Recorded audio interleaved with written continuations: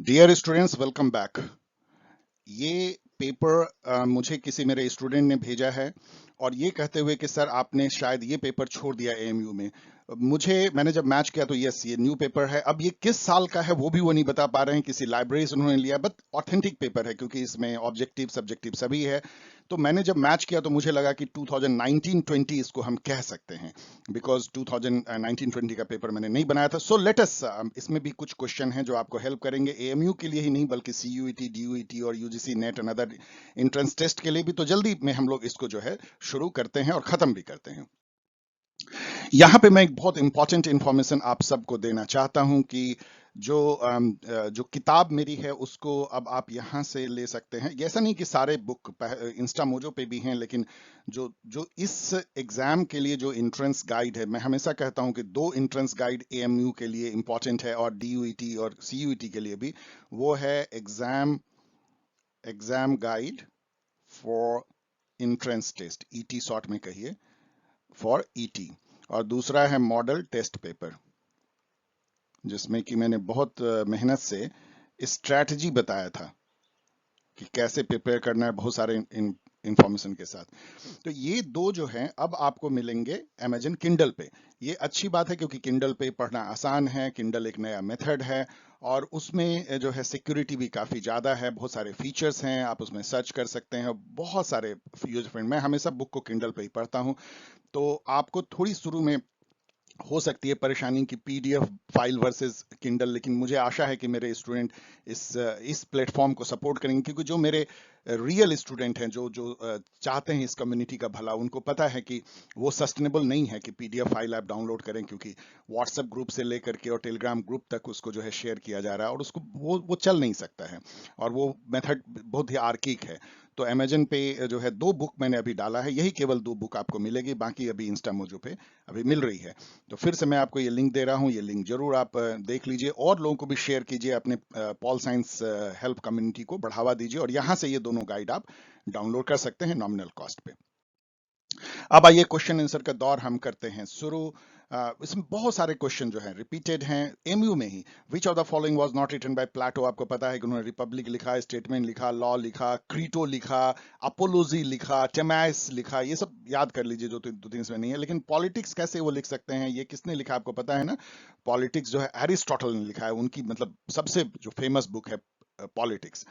Which of the following was established bye Aristotle? आपको पता होना चाहिए कि एकेडमी नाम का जो इंस्टीट्यूशन है ये प्लेटो ने एथेंस में बनाया था। एकेडमी उसी के एरिस्टोटल जो है स्टूडेंट थे, लेकिन एरिस्टोटल ने अपना खुद एकेडमी बनाया जिसका कि लीसियम नाम था एथेंस में। यहाँ पे आप याद रखिएगा कि ऑफ कोर्स उन्होंने अपनी कर्म भूमि एथेंस को बनाई, वहीं पे उन्होंने एकेडमी भी बनाया अपने, इसका नाम लीसियम था।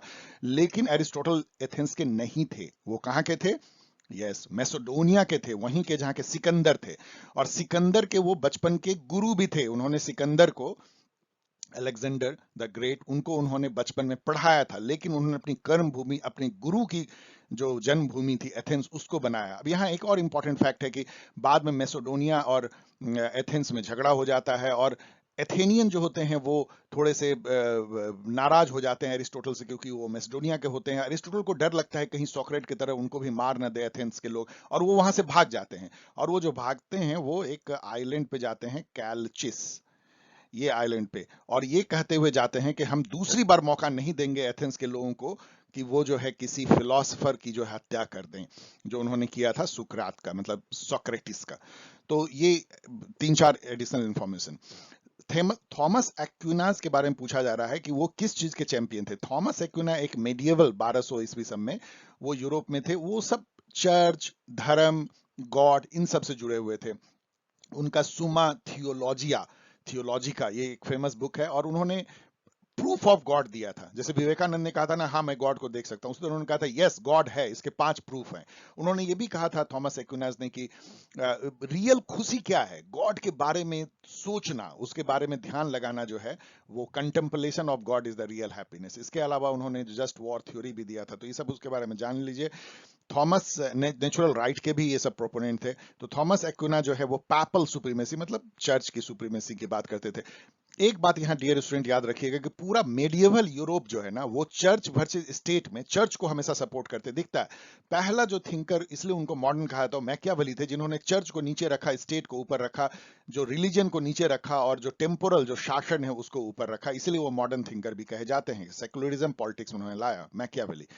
Who among the following is known as child of the renaissance, वही किसको शिशु कहा जाता है रिनेसा का, वो मैकियावेली। क्यों कहा जाता है? क्योंकि रिनेसा वाज द टाइम जहां मॉडर्निटी जो है वो करवट ले रही थी, मॉडर्न दुनिया निकल के आ रहा था। 13वीं शताब्दी से लेकर 15वीं शताब्दी में इटली में शुरू हुआ modern art, architecture, literature, modern thought, secularism, nation state, और उन सब का जो है समावेश जो है मैकियावेली के थॉट में दिखता है। इसीलिए Machiavelli is called child of his time और रिनेसा।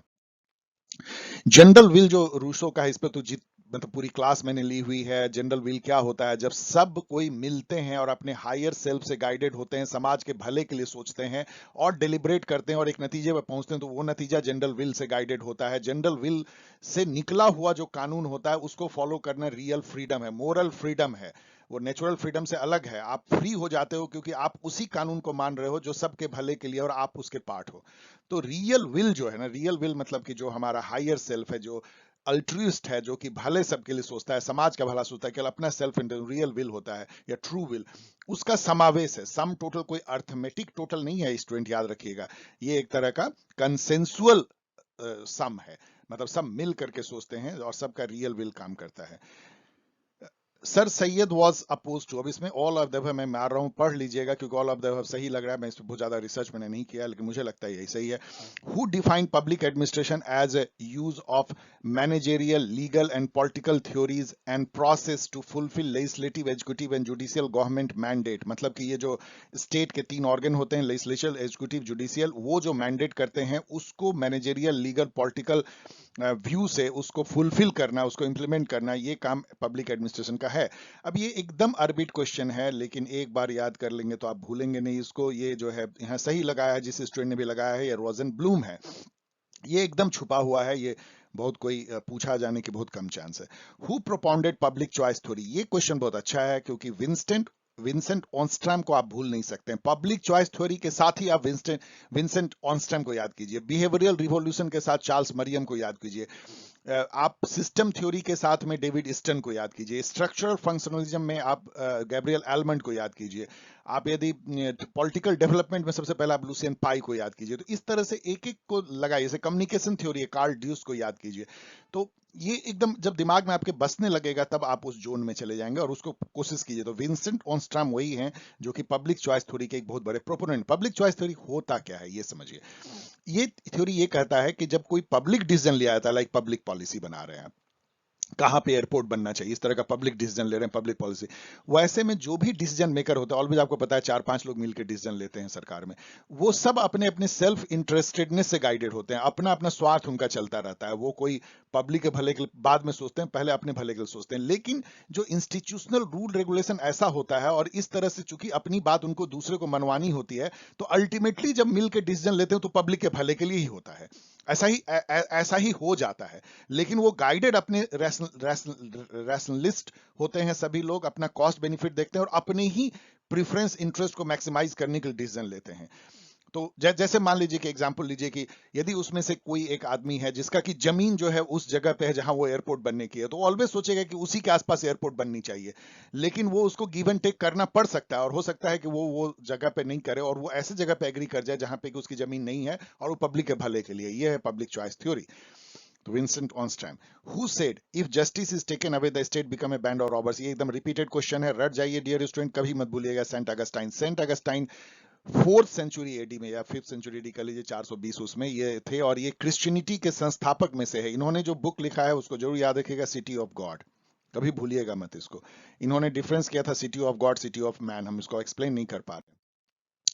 इंटेलेक्चुअल प्रॉपर्टी राइट्स क्या होता है? जैसे कि मान लीजिए अभी जैसे मैंने आपको बताया कि मैं बुक लिखता हूं और कोई उसको पीडीएफ को डाउनलोड कर लिया और फिर उसको व्हाट्सएप पे ग्रुप में शेयर कर दिया, ये इंटेलेक्चुअल प्रॉपर्टी राइट का हनन है।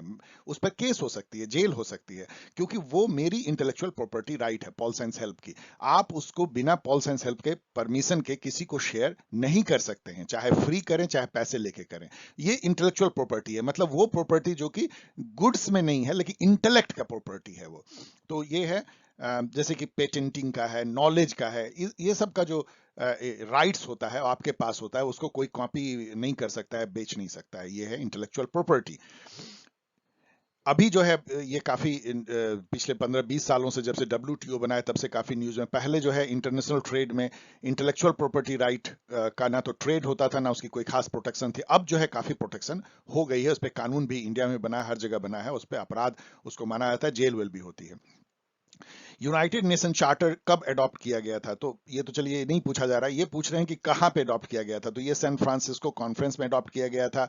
यहाँ पे जो पॉट्स डैम कॉन्फ्रेंस है, याल्टा, ये सबको पढ़ लीजिएगा, ये सब वर्ल्ड वॉर 2 से रिलेटेड है, बहुत इंपॉर्टेंट है, ये सबको मैंने कई जगह बताया भी है, सबको पढ़ लीजिएगा।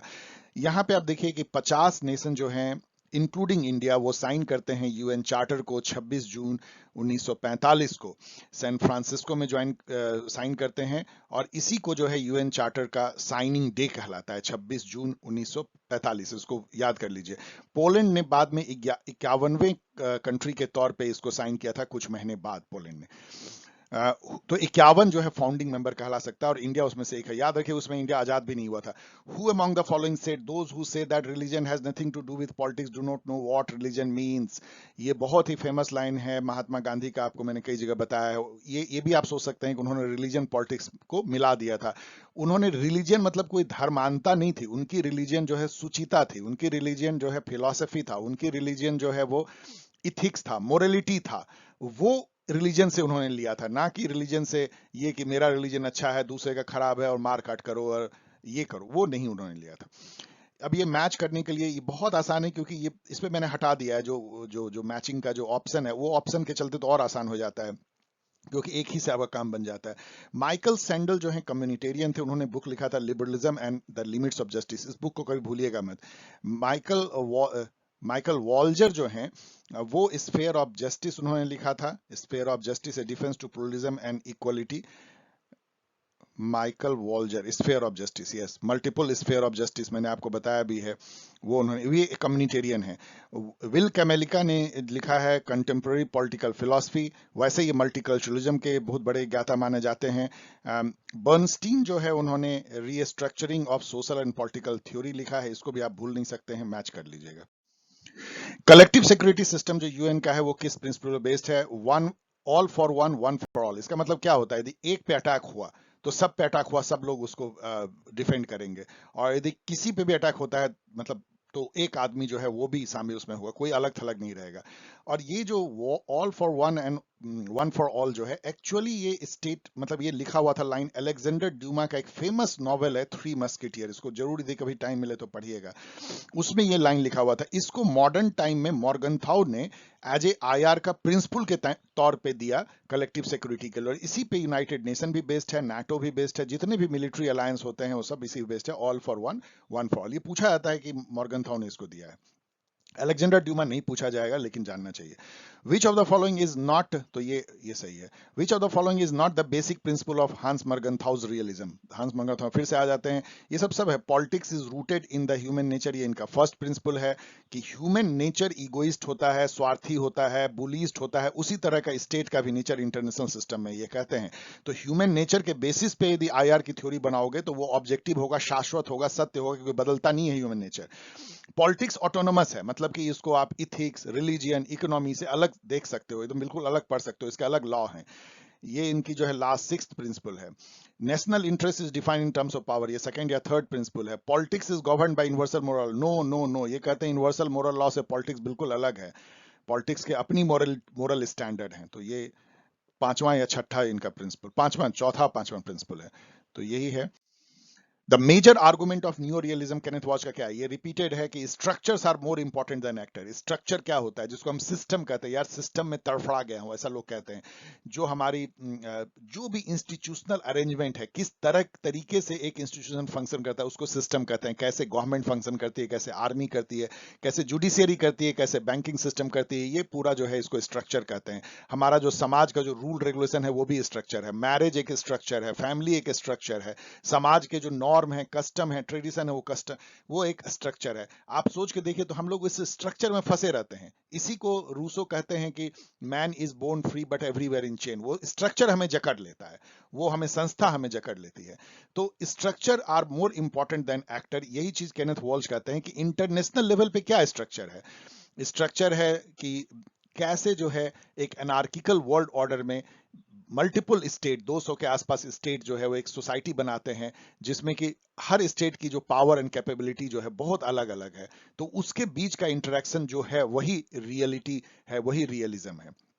So structure are more important than actor. America's foreign policy of providing economic and military aid to European country who was threatened by communism को ट्रूमैन डॉक्ट्राइन या कंटेनमेंट थ्योरी कहते हैं, कंटेनमेंट डॉक्ट्राइन कहते हैं, कंटेनमेंट अप्रोच कहते हैं। Containment का मतलब होता है रोकना। ये जब वर्ल्ड वॉर 2 खत्म हुआ, कोल्ड वॉर शुरू हुआ, तो अमेरिका को ये चिंता हुई कि यूएसएसआर जो है वो पूरे दुनिया में कम्युनिज्म को फैला देगा, खास करके जो न्यूली इंडिपेंडेंट नेशन है एशिया अफ्रीका का। तो उन्होंने एक पॉलिसी अपनाया कि मिलिट्री एड दो, जैसे इंडिया को गेहूं दे दो मुफ्त में, सब आर्म सप्लाई करो, पैसे दो, लेकिन किसी तरह कम्युनिज्म के बहाव को रोको। तो इसको ट्रूमैन डॉक्ट्राइन कहते हैं, कंटेनमेंट थ्योरी। निगेटिव लिबर्टी का क्या मतलब होता है, वैसे ये क्वेश्चन बहुत सही फ्रेम नहीं। निगेटिव लिबर्टी का मतलब होता है absence of man made constraint on your actions. यदि आप कुछ भी करना चाहते हैं, उस पर किसी भी आदमी का कोई आप पर रोक टोक नहीं है। आप सिनेमा जाना चाहते हो, कोई नहीं रोक रहा है। आप पिज्जा खाना चाहते हो, कोई नहीं रोक रहा है। तो इसको निगेटिव लिबर्टी कहते हैं। लेकिन आप पिज्जा खाना चाह रहे हो, कोई नहीं रोक रहा है, ये लिबर्टी है आपको। लेकिन आपके पॉकेट में यदि पिज्जा के लिए पैसे नहीं है, तो आपका लिबर्टी हार्म नहीं होता है। मतलब समझिए, आपका पैर टूट गया, आप बिस्तर पे लेटे हो, तो आप जो है अनफ्री नहीं हो गए हो कि आप बाहर नहीं घूम सकते हो, आप इनकेपेबल हो।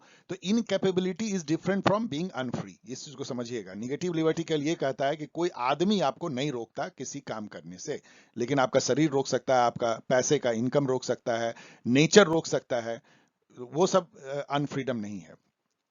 तो यहाँ पे है कि फ्रीडम शुड बी अनलिमिटेड। चलिए सही है, इन्होंने टिक मारा है, बस बाकी सब तो और बकवास है इसमें। In Marxist thought, the concept of hegemony is associated with Gramsci. ये सब बहुत ही repeated question है, इसको क्या बार बार देखा जाए। Which of the following is not a major detriment of political development?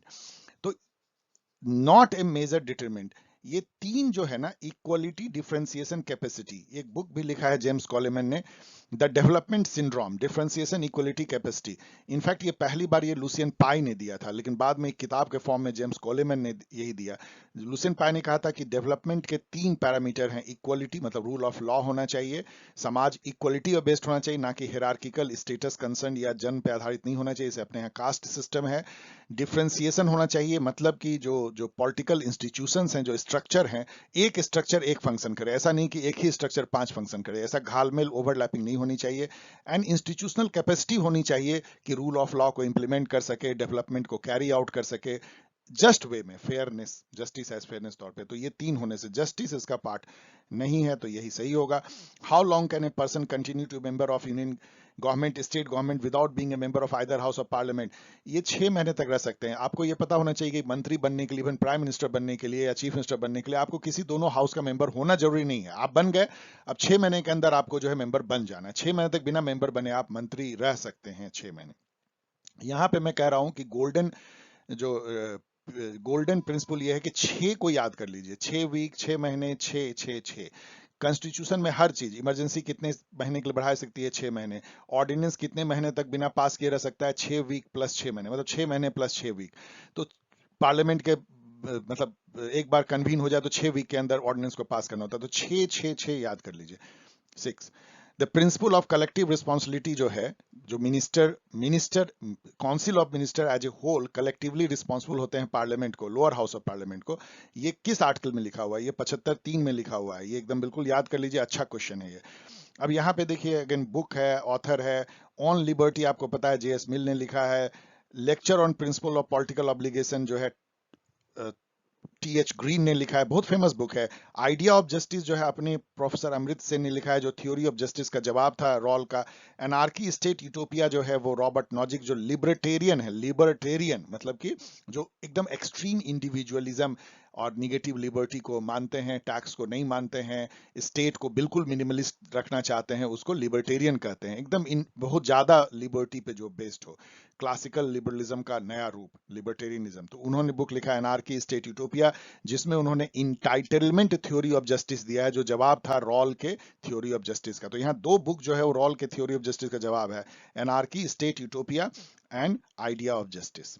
और ये तो मिल का सेमिनल बुक है, और ये भी जो है थॉमस हिल ग्रीन का जो है सेमिनल बुक है, प्रिंसिपल ऑफ पॉलिटिकल ऑब्लिगेशन। तो ये सबको याद रखिए, ये सब बुक को आप भूल नहीं सकते हैं, इसको बिना याद के आप किसी एग्जाम में बैठिए ही मत। Which of the following are famous features of India and UK? दोनों में क्या कॉमन है? सुप्रीमेसी ऑफ पार्लियामेंट नहीं है, यूके में है, इंडिया में नहीं है। रिटेन कॉन्स्टिट्यूशन यूके में नहीं है, इंडिया में है। बाई कैमरलिज्म है, लोकसभा राज्यसभा, वहां भी house of Lord, house of Commons. Prime minister is the leader of largest party, floor of the house होता है, इसीलिए 3 और 4 जो है सही है, इन्होंने सही टिक मारा है। सिख को किस प्री कॉन्स्टिट्यूशनल जो रिफॉर्म हुआ था उसमें सिख को किस एक्ट से जो है स्पेशल इलेक्टोरेट मिला था, उसको सेपरेट इलेक्टोरेट कहते हैं। ये मिला था गवर्नमेंट ऑफ इंडिया एक्ट 1990, जिसको मॉन्टेग चेसमफोर्ड रिफॉर्म भी कहते हैं। In the American presidential election, यदि मान लीजिए कोई कैंडिडेट जो है उसको नहीं मिला रिक्वायर्ड मेजोरिटी, तो फैसला कहां होता है? फैसला हाउस ऑफ रिप्रेजेंटेटिव में होता है। और यदि वाइस प्रेसिडेंट के चुनाव में नहीं फैसला हो पाए तो वो सीनेट में होता है। सीनेट वहां का अपर हाउस है, house of representative lower house है, और दोनों को मिलकर कांग्रेस कहते हैं। याद रखिए, जैसे अपने यहाँ उसको पार्लियामेंट कहते हैं, वहां कांग्रेस कहते हैं। अपने यहाँ लोकसभा, अमेरिका में वो हाउस ऑफ रिप्रेजेंटेटिव। अपने यहाँ राज्यसभा, अमेरिका में वो senate. Which of the following country has dual citizenship? मतलब नेशनल सिटीजनशिप भी है और स्टेट से। डुअल सिटीजनशिप का दो मीनिंग होता है, एक है कि आप उस कंट्री का भी सिटीजनशिप रख सकते हैं और साथ ही किसी दूसरे कंट्री का भी रख सकते हैं। एक होता है कि उस कंट्री में ही आप एक तो नेशनल जो गवर्नमेंट है या नेशनल जो जो आइडेंटिटी है वो रख सकते हैं, और फिर एक जो आप जिस प्रोविंस में स्टेट में रहते हैं उसकी सिटीजनशिप मिलेगी। इंडिया में ऐसा नहीं है, आप केवल इंडिया के सिटीजन है, आप बिहार के या बंगाल के सिटीजन नहीं है। लेकिन स्विट्जरलैंड और यूएसए में ऐसा होता है कि आप दो दो सिटीजनशिप रखते हैं, आप यूएसए के भी सिटीजन हैं और टेक्सास के भी सिटीजन हैं। आप स्विट्जरलैंड के भी सिटीजन हैं, और जो वहां का जो कैंटन है किसी पर्टिकुलर उसके भी सिटीजन है। और बाकी में ये नहीं होता है, इन सब में जो जो कॉम्बिनेशन है उसमें नहीं होता है। यूके में भी सिंगल सिटीजनशिप है, इंडिया में भी सिंगल सिटीजनशिप है। Which article of the Indian constitution deal with protection and improvement of environment and safeguarding the forest and wild life? यहाँ पे इन्होंने गलत मार्क कर दिया है, ये आर्टिकल 48A है, 48A ना कि 48। ये इन्वायरमेंट के प्रोटेक्शन के लिए है कि मतलब ये राज्य की जिम्मेदारी है कि इन्वायरमेंट को प्रोटेक्ट करे, सेफगार्ड करे, फॉरेस्ट एंड वाइल्ड लाइफ को। क्वाड जो है, इसको क्वाड्रिलेटरल सिक्योरिटी डायलॉग बोलते हैं, क्वाड। क्वाड के 4 मेंबर हैं, इंडिया, यूएसए, जापान, ऑस्ट्रेलिया। इसको तो बिल्कुल याद कर लीजिए। ये एक तरह का चाइना का काउंटर करने के लिए यूएस ने बनाया है, यूएस लेड है इंडो पैसिफिक रीजन में। अभी हाल में क्वाड का एक इकोनॉमिक आर्म भी आ गया, इसको आईपीईएफ नाम दिया है अमेरिका ने, इंडो पैसिफिक इकोनॉमिक फोरम, जिसमें कि वो भी एक तरह का चाइना का जो आरसीपी है, RCEP, regional comprehensive economic partnership, जिसमें इंडिया शामिल नहीं हुआ, उसका ये काउंटर है।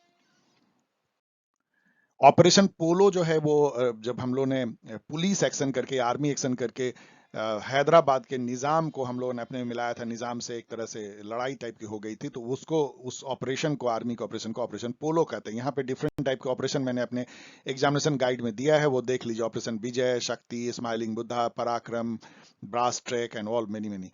How many language are launched in the 8th schedule of? 8 schedule में 22 लैंग्वेज है, रीजनल लैंग्वेज, जिसको की तरह ऑफिशियल लैंग्वेज संज्ञा दी गई है उस राज्य में, रीजन में किया जा सकता है। जैसे मैथिली भी है, बोडो भी है, तमिल है, Telugu and all. Who among the following have developed the most influential liberal theory multicultural? मैंने अभी बताया कि विल कमिल्का को याद कीजिएगा मल्टीकल्चरलिज्म के लिए, उनसे ज्यादा नहीं। रीथिंकिंग मल्टीकल्चरलिज्म उनका बुक भी है। द स्टेटमेंट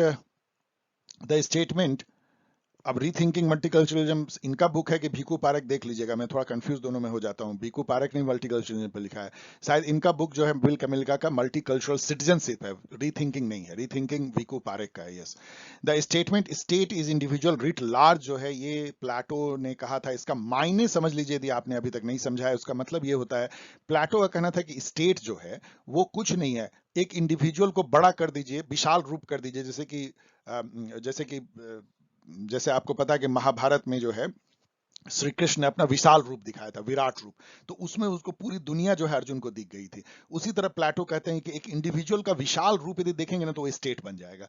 क्यों ऐसा वो कहते हैं? क्योंकि जैसे इंडिविजुअल का जो है 3 उसके सोल का पार्ट होता है, एक एपेटाइट से गाइडेड होता है तो प्रोड्यूसर क्लास को वो ज्वाइन करता है, एक यदि करेज स्पिरिट से गाइडेड हो तो वो सोल्जर बनता है, और यदि विजडम से गाइडेड हो तो फिलोसफर किंग बनता है। उसी तरह स्टेट में जो है प्रोड्यूसर क्लास जो होते हैं वो एपेटाइट से गाइडेड होते हैं, जो सोल्जर क्लास होते हैं वो करेज से गाइडेड होते हैं, स्पिरिट से गाइडेड होते हैं, और फिलोसफर किंग जो है विजडम से गाइडेड होते हैं। तो इस तरह से उनका कहना था कि state is nothing but individual writ large. Writ large का मतलब होता है इंडिविजुअल को बड़ा कर दो तो स्टेट बन जाएगा।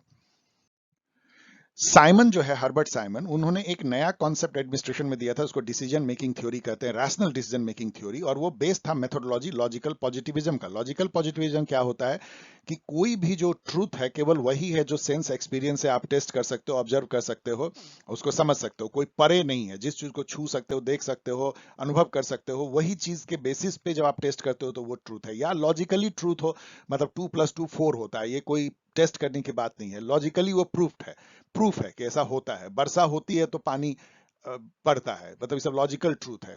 तो वो स्टेटमेंट या तो ट्रू होगा या सेंस एक्सपीरियंस है जिसको आप टेस्ट कर सकते हो, इसी को लॉजिकल पॉजिटिविज्म कहते हैं। ये शिकागो स्कूल इसके लिए फेमस है, और ये जो है उस स्कूल के भी थे, और ये लॉजिकल पॉजिटिविज्म को भी ने अपनाया था। विच one of the following statement is not correct in respect of new public management? New public management 1988 से शुरू हुआ, जो सेकेंड मिनोब्रुक कॉन्फ्रेंस हुआ था।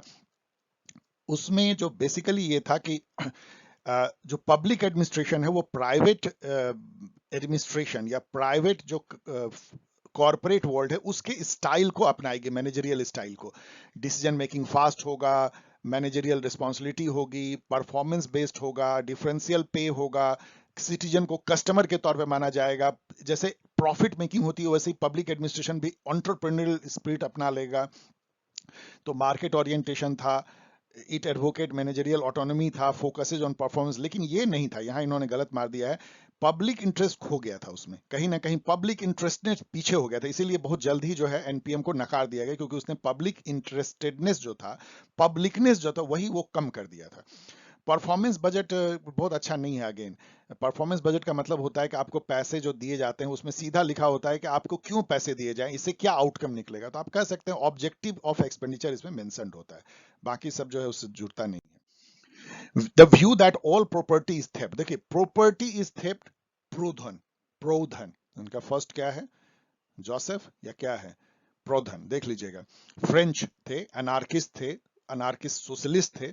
All property is theft, all profit is theft जो है इसी से लेकर के मार्क्स ने ये कॉइन किया था, Karl Marx, all profit is theft, Proudhon. Who said liberty is the opposite of over government? ये मत समझिए कि कोई बहुत ही आर्बिट स्टेटमेंट है, आपको पहली बार लग रहा होगा, लेकिन ये कम से कम 6-7 जगह पूछा गया है, इसको रट लीजिए। इसको जॉन सीली ने कहा है, और इसका मायने तो बहुत स्पष्ट है कि जितना गवर्नमेंट मजबूत होगी उतने ही इंडिविजुअल की लिबर्टी हार्म होगी।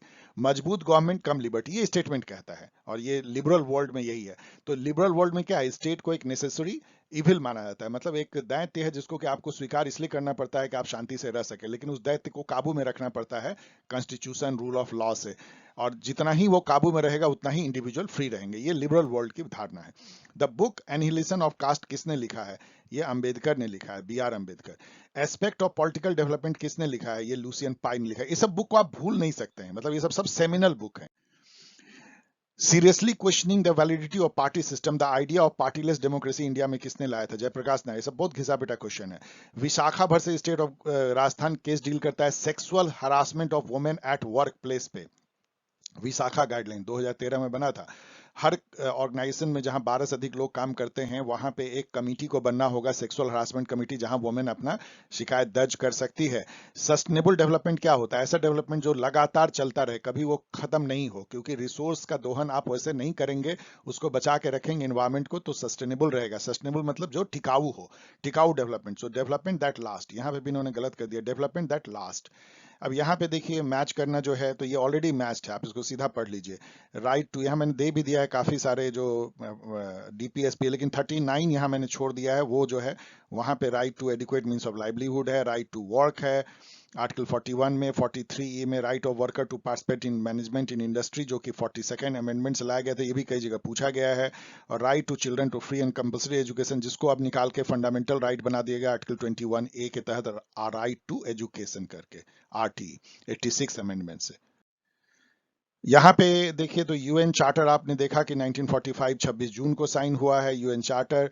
Universal declaration of human right जो है 10 दिसंबर 1948 को साइन हुआ है, याद कर लीजिए इस डेट को। Convention of rights of child जो है 1989 में, और international covenant of economic social and cultural right 1966 में, ये सबको याद कर लीजिए, यहाँ उससे मैच कर लीजिएगा। जेएस मिल ने जो है वो ऑन लिबर्टी लिखा है, दूसरी बार सेम क्वेश्चन में पूछ रहे हैं। टीएच ग्रीन ने philosophy of principle of political obligation, same अपने ही क्वेश्चन में रिपीट कर रहे हैं।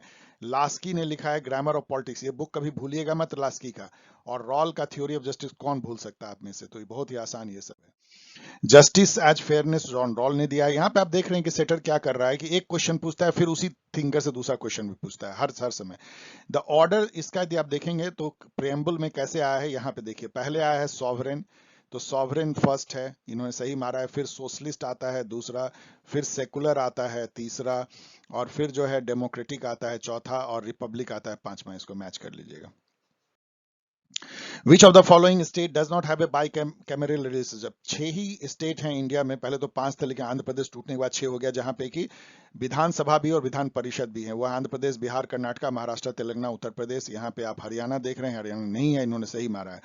The term equality before law जो है, ये कहाँ से हमने लिया है? ये हम लोग रूल ऑफ लॉ जो इंग्लैंड से लिया है। रूल ऑफ लॉ है, इक्वलिटी बिफोर लॉ भी है, और इसके लिए जो है एवी डाइसी को याद रखिएगा, इनका ही दिया हुआ है रूल ऑफ लॉ कौन किया हुआ। Which one of the following does not pertain to Marxism? Surplus value करता है, मेटेरियलिस्ट इंटरप्रिटेशन ऑफ हिस्ट्री करता है, class struggle, laissez faire. Laissez faire इनसे कोई नाता नहीं है। लिसेज फेयर का मतलब ये होता है जो स्टेट टांग ना अड़ाए इकोनॉमिक एक्टिविटी में, मतलब मार्केट को फ्री हैंड दे, अपना पीछे चुपचाप बैठ के देखता रहे, जिसको नियो लिबरलिज्म कहते हैं, इसको लिसर्च फेयर स्टेट कहते हैं। लेकिन ये इकोनॉमिक मैटर से सोशियो कल्चरल में भी घुस जाता है, मतलब स्टेट किसी भी मैटर में इंटरफेयर ना करे। लोग क्या खा रहे हैं, क्या पहन रहे हैं, क्या इंटरटेन कर रहे हैं, क्या ट्रेड कर रहे हैं, क्या बिजनेस कर रहे हैं, किस तरह का ओपिनियन रखते हैं, इस पे स्टेट जो है इंटरफेयर ना करे। इसको लिसेज फेयर स्टेट कहते हैं। लिसेज फेयर का प्रोनाउंसिएशन वो नहीं है जो मैं बोल रहा हूँ, लेसे फेयर कुछ ऐसा होगा, क्योंकि ये फ्रेंच है, इसमें पूरा नहीं बोला जाता है। What does the phrase rule of law mean? Again equality before law, rule of law सब एक है। इसका मायने ये होता है, यहाँ जो भी है छोड़िए इसको, उसको देख लीजिएगा। रूल ऑफ लॉ का मीनिंग ये होता है इक्वलिटी। रूल ऑफ लॉ का मीनिंग होता है कि समाज जो है वो कानून के नजर में से चलता है, इस और कानून के नजर में सब बराबर होते हैं। इसका ये भी मायने होता है कि जो स्टेट और गवर्नमेंट है वो भी उसी कानून से गाइडेड होता है जिस कानून से सिटीजन गाइडेड होते हैं। ये नहीं कि उनके लिए सुपर कोई कानून है, वो कानून को तोड़ सकते हैं। वो सुपर कानून जिससे सभी बंधे हुए होते हैं, सिटीजन और गवर्नमेंट दोनों, वो कॉन्स्टिट्यूशन होता है। इसलिए रूल ऑफ लॉ को कॉन्स्टिट्यूशनल गवर्नमेंट भी कहते हैं। ऐसा गवर्नमेंट जो कि कानून से चलता है, ये नहीं कि जो मर्जी आए वो कर सकता है, उसको कानून को फॉलो करना पड़ता है। ये रूल ऑफ लॉ है। रूल ऑफ लॉ का मतलब है कि इक्वलिटी, रूल ऑफ लॉ का मतलब है कि कानून की नजर में सब बराबर, रूल ऑफ लॉ का मतलब है constitutional government, no arbitrary rule, ये सब रूल ऑफ लॉ का मतलब है। तो यहाँ everyone is equal in the I of law भी उसका एक वन ऑफ द मेजर है। और रूल ऑफ लॉ मैंने बताया था, एवी डाइसी को याद रखे, उन्होंने ये दिया है। 53 नंबर क्वेश्चन देखिए, crucial difference between interest group और पॉलिटिकल पार्टी क्या है? देखिए इंटरेस्ट ग्रुप या प्रेशर ग्रुप कभी इलेक्शन नहीं लड़ते और वो सत्ता नहीं पाने की कोशिश करते, बस यही डिफरेंस है। So they do not seek to themselves to candidate for government, ये गवर्नमेंट के लिए नहीं लड़ते हैं। ऑल ऑफ द अबव नहीं है। ब्रेटन वुड कॉन्फ्रेंस से क्या निकला? वर्ल्ड बैंक निकला एंड आईएमएफ निकला। 1944 में हुआ था, न्यू हैम्पशायर नाम की शहर, उसके ब्रेटन वुड नाम का रिसोर्ट, वहां पे ये कॉन्फ्रेंस हुआ था। तो यहाँ तो केवल आईएमएफ लिखा है, लेकिन वर्ल्ड बैंक भी इसी से निकला था। दोनों की जो हेडक्वार्टर है वो न्यूयॉर्क में रोड के आमने सामने में, एक तरफ वर्ल्ड बैंक, दूसरी तरफ न्यूयॉर्क में आईएमएफ। दोनों ही जो है नियो लिबरलिज्म के आर्म है अमेरिका के। Which was the first state that establish Lokayukta, एकदम घिसा पिटा क्वेश्चन, महाराष्ट्र सबसे पहले। इसी से जुड़ा हुआ है, पहला स्टेट कौन था जिसने पंचायती राज इंस्टीट्यूशन इंप्लीमेंट किया, राजस्थान। सेकंड कौन था, Andhra Pradesh. Which of the following committee was related to electoral reform, Tarkunde, Dinesh Goswami, ये सब इससे जुड़े हुए हैं। रघु, ये सब नहीं है। सांथानाम जो है एंटी करप्शन कमिटी, जिसके रिकमेंडेशन पे सीबीसी बना, याद रखिएगा।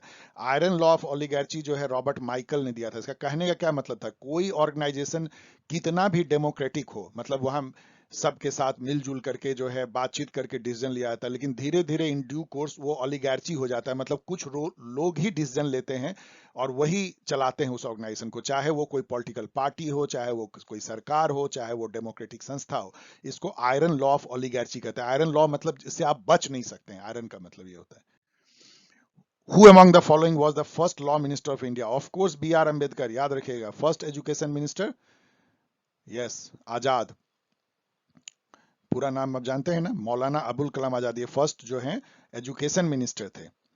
और फर्स्ट जो फॉरेन मिनिस्टर थे जवाहरलाल नेहरू थे, प्राइम मिनिस्टर के अलावा, याद रखिएगा। डाइटन अकॉर्ड 1995 में जो हुआ था, बोस्निया हर्जेगोविना में उस समय मार चल रहा था, उसकी शांति के लिए सर्बिया और शायद क्रोएशिया और बोस्निया हर्जेगोविना में हुआ था। बोस्निया से रिलेटेड है ये, बाल्कनाइजेशन से रिलेटेड है, जो पहले यूगोस्लाविया होता था, याद कीजिए, जिसके बेलग्रेड में नाम की संस्थापना हुई थी।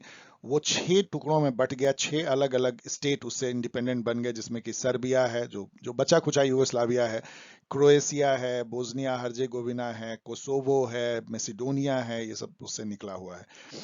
फेलिसिफिक कैलकुलस किससे जुड़ा हुआ टर्म है? फेलिसिफिक का मतलब क्या होता है? Extreme happiness. फेलिसिफिक, आप जो टॉप कर जाए, मान लीजिए जेएनयू के एग्जाम में, तो आपको जो खुशी होती है, फेलिसिटी है वो, कोई चीज को पा लेने का, तो उसको मेजर किया जा सकता है, इस खुशी को, हैप्पीनेस को। ये कहा था बेंथम ने, उन्होंने मेजर करने की कोशिश की थी, जिसको यूटिलिटेरियनिज्म बोलते हैं। और उनका कहना था कि कोई भी जो डिसीजन लेते हो उसमें सबका जोड़ो कि कितना लोगों को खुशी मिल रहा है, उस खुशी का क्वांटिटी देखो, और कितने लोगों को दुख हो रहा है, उस पेन का क्वांटिटी लो। यदि खुशी ज्यादा है पेन से, तो वो डिसीजन मोरल है, इथिकल है, गुड है।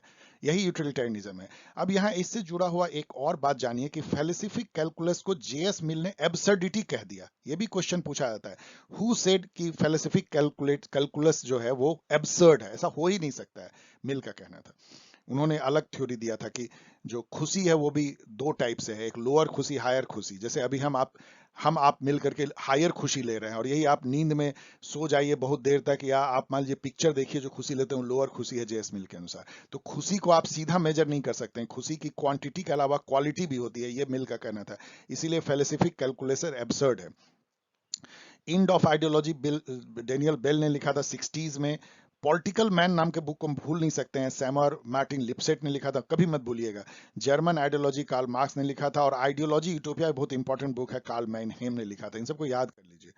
Who among the following is an advocate of natural liberty, ये क्वेश्चन बड़ा ही कंफ्यूजिंग है, यहाँ पे ये भी कंफ्यूज हो चुके हैं जिन्होंने मारा है। मैं इसको रूसो पे जाता हूं, जिन्होंने कि natural liberty versus social liberty या मोरल लिबर्टी का जो है टर्म दिया था।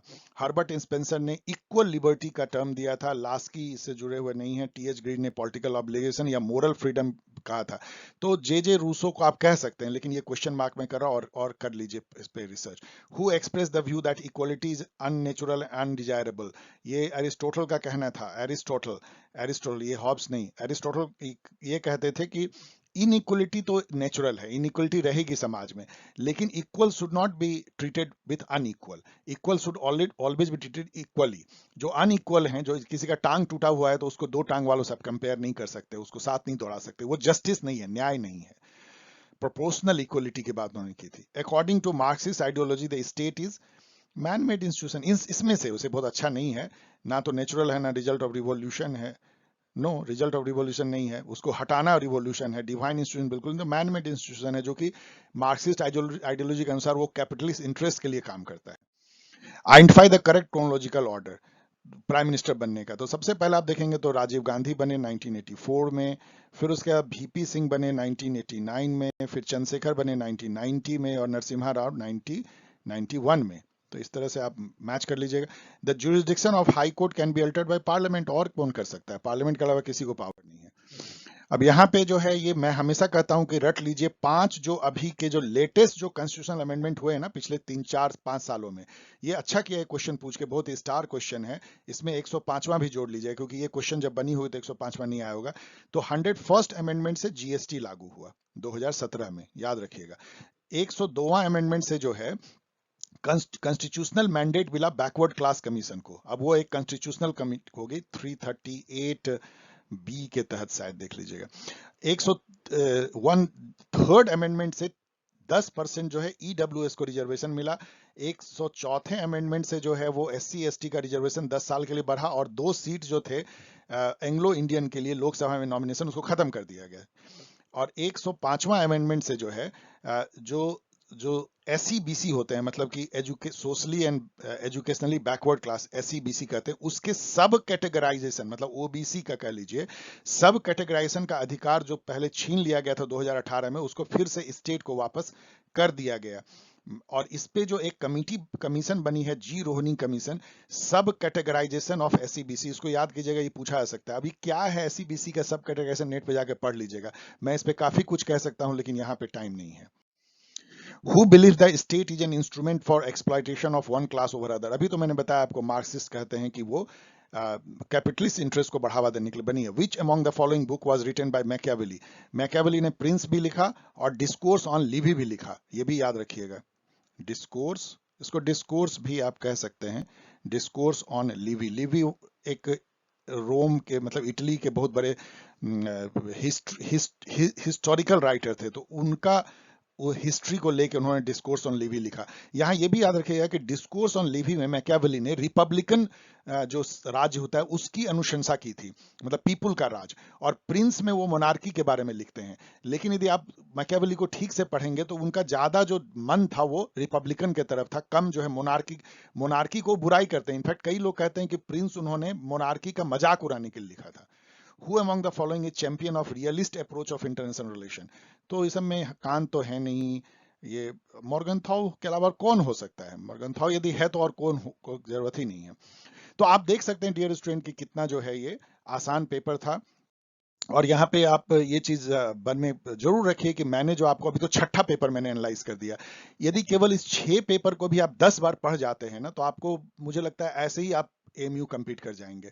और बाकी भी चीजों, जो एग्जाम गाइड है, फिर से मैं आपको बता रहा हूं कि एग्जाम गाइड जो आप डाउनलोड कर सकते हैं, अब यहाँ अमेजन किंडल पे आप पढ़ सकते हैं, किंडल से नॉमिनल कॉस्ट पे कर सकते हैं। एंड मैं आपका आह्वान करता हूं कि आप ये मत सोचिए कि सर ने किंडल पे क्यों दे दिया, अब उसको हम प्रिंट आउट नहीं ले पा रहे हैं। प्रिंट आउट आप बिल्कुल ले सकते हैं, आप उसको जो है कॉपी पेस्ट भी कर सकते हैं। आप किंडल ऐप डाउनलोड कर लीजिए, मैंने किया है, और उस पे जो पढ़ने का मजा है वो किसी पे नहीं है। यदि थोड़ा सा पैसे यदि आप खर्च करके किंडल डिवाइस खरीद सकते हैं, किंडल फायर, तब तो आपको मजा ही आ जाएगा। तो आप इसको सपोर्ट भी कीजिए, ये जो मेरा इंडेवर है इसको सपोर्ट भी कीजिए, क्योंकि ये एकदम अनप्रोटेक्टेड पीडीएफ फाइल जो है उसका मिसयूज हो रहा है, तो वो ठीक नहीं है। मैंने इसको काफी समय तक इसको एक तरह से प्रमोट करने के लिए किया, लेकिन अब इसका जाना इस पे जरूरी है। आप, मुझे आशा है कि आप सबको बताएंगे और इनकरेज भी करेंगे कि यहां से आप ये 2 गाइड खरीद सकते हैं। अभी कल मैंने 2 गाइड डाला है, एक है इंट्रेंस टेस्ट ईटी, जो सबसे पॉपुलर मेरी गाइड है, जो पिछले साल मैंने निकाला था, वो मोस्ट इंपॉर्टेंट आपके लिए है इस एग्जाम के लिए। और मॉडल टेस्ट पेपर जो जनवरी 22 में मैंने रिलीज किया था, उसको मैंने करेक्ट भी किया है, उसके जो एरर थे मतलब कि ईटी गाइड में, उसको मैंने करेक्ट करके डाला है, तो यहां से लीजिए। और यदि आप ऑनलाइन टेस्ट सीरीज में शामिल होना चाहते हैं, इसके बारे में तो मैं बता थक गया हूं, मैं नहीं बताऊंगा, तो आप मेल और अपना मेल से इस मेल आईडी पे भेजिए अपना name and Telegram mobile number, आपको बताया जाएगा नॉमिनल कॉस्ट पे। जो इसके फायदे हैं वो आपको अभी तक पता चल गए होंगे। ये वेबसाइट है, यहाँ पे भी जाकर के आप काफी चीजें डाउनलोड कर सकते हैं फ्री में, और ट्विटर पे भी आप अपनी कमेंट लिख सकते हैं। So okay, bye. एएमयू के लिए तो मेरा पहले भी खत्म हो चुका था, आज फिर से एक बार एक और अध्याय मैंने एडिशनल दे दिया है, 6 साल का पेपर। लेकिन आगे हम लोग मिलेंगे सीपीईटी और फिर एसयू और डीयूईटी एंड अदर पेपर के लिए, तो आप बने रहिए। एंड तब तक के लिए विदा, खुश रहिए, स्वस्थ रहिए।